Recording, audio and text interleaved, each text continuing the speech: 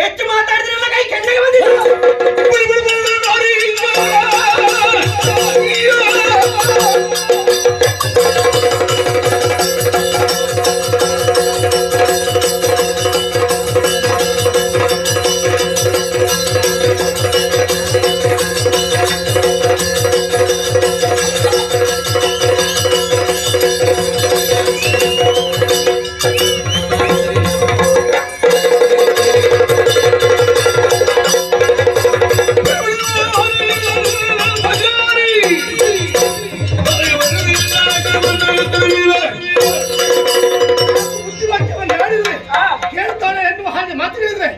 ಅಹಂಕಾರದ ಮಾತುಗಳೇ, ನೀನು ಸಾಮಾನ್ಯ ಹೆಣ್ಣಲ್ಲ, ನೀನು ಮಜಾ